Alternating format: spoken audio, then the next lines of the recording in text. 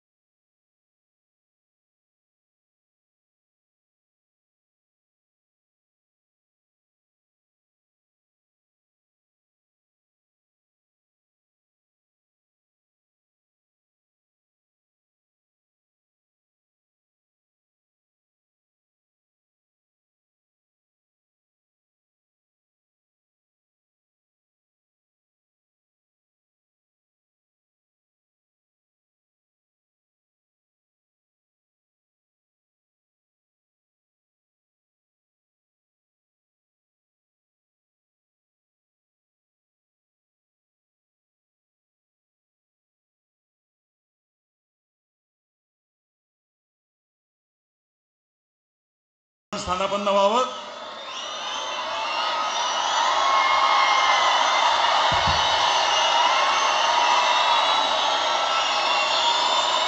गेल्या काही वर्षात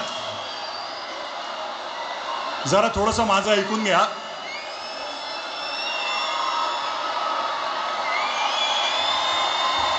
बरं का, तुमच्या मनातले काही शब्द बोलतोय मी.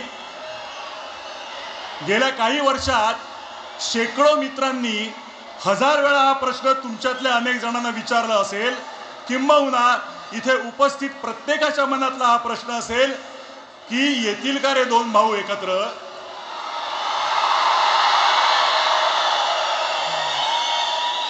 कोणी दोघांशी बोलून होईल का हो काही, पण असं दुसऱ्या तिसऱ्याने बोलून ऐकणार असतील तर ते ठाकरे कसले. त्यांना स्वतःला पटलं तरच ते ती गोष्ट करणार, आणि त्यांना पटणारं एका मंचावर आणणारं एक निमित्त घडलं. मराठी भाषेवर अन्याय करण्याचा प्रयत्न झाला आणि हे दोन वाद चवताळून उठले.